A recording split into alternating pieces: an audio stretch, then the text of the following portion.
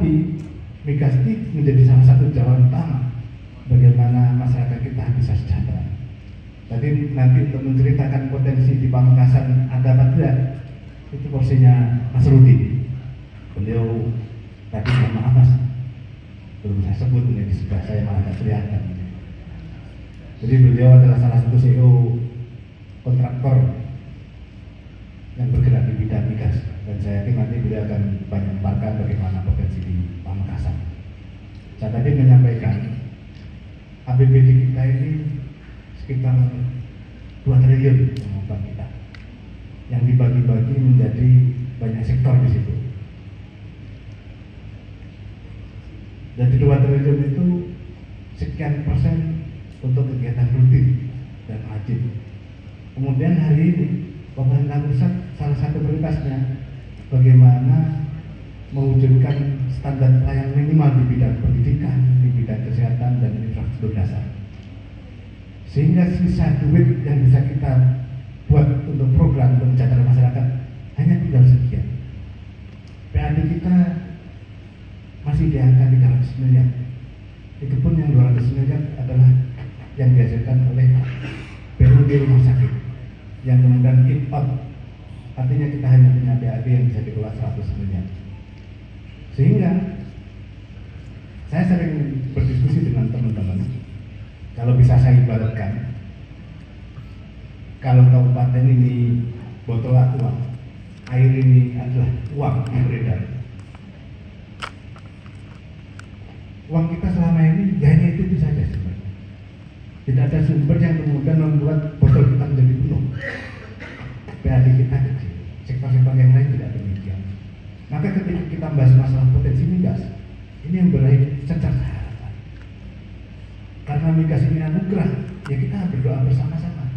Mudah-mudahan di bumi Pamekasan, terutama di daratan, suatu saat bisa dihasilkan migas.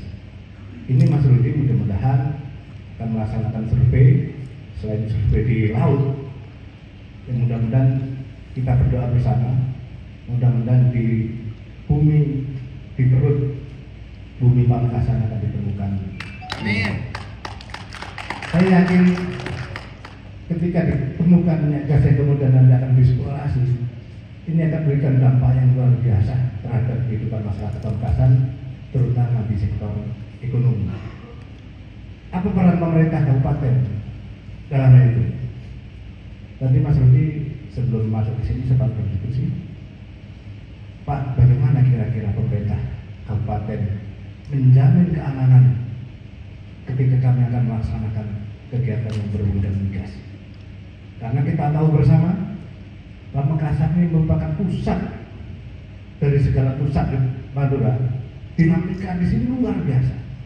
Tapi di satu sisi, dinamika ini menunjukkan kehidupan demokrasi di Pamekasan berjalan.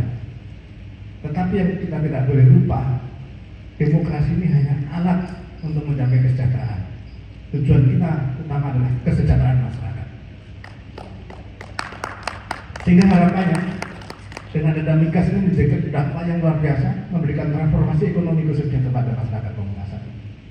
Yang pasti kalau kemudian di sini menjadi salah satu daerah yang bisa dieksplorasi, syukur-syukur kalau kemudian di darat, maka Pamekasan nanti akan disebut menjadi daerah penghasil migas. Nanti pasti di situ dapat bagi hasil. Kemudian tadi Mas Esa sempat menyampaikan di belakang, kalau kita jadi daerah penghasil, pasti nanti kita bisa berkesempatan untuk mendapatkan participating interest. Jadi artinya kita dapat PI 10% untuk mengolah itu menjadi luar biasa. Ada banyak contoh di Jawa Timur. Kalau kita hari ini masih bicara bagaimana mengganti sektor-sektor yang bisa menggerakkan ekonomi kita, gerakan nambah duit kita, ada salah satu daerah di Bojonegoro sebut saja. Pemerintah kabupaten bingung menghabisin duit. Bingung ngabisin duit. Selama ini kita masih bicara defisit, bagaimana cari duit. Di Bojonegoro itu sampai-sampai di sana ada dana abadi karena kelebihan duit ya, surplus duit. Ya harapan kita bersama, mari kita berdoa bersama. Mudah-mudahan di Pamekasan ada potensi migas yang bisa dieksplor. Nah ini tugasnya Mas Rudi untuk survei, nanti bisa menyampaikan. Jadi harapan kita bersama Pemda, Mas Rudi tadi yang bertanya, bagaimana Pak peran Pemda nanti? Pamekasan itu bukan hanya milik pemerintah, tapi milik kita semua, milik masyarakat, milik kita semua. Pak PJ Bupati sering menyampaikan, bagaimana strategi pengelola Pamekasan? Ya kita buat menang semua. Semua menang, tidak ada yang kalah. Sesuai dengan porsinya masing-masing. Itu mungkin pengantar saya, nanti bisa berkembang. Sekali lagi mudah-mudahan ini memberikan secerca harapan tema FGD ini, dan mudah-mudahan Mas Rudi bisa menemukan potensi di mana di Pamekasan nanti. Ya syukur-syukur ikan cepat, ikan halus, makin cepat makin bagus.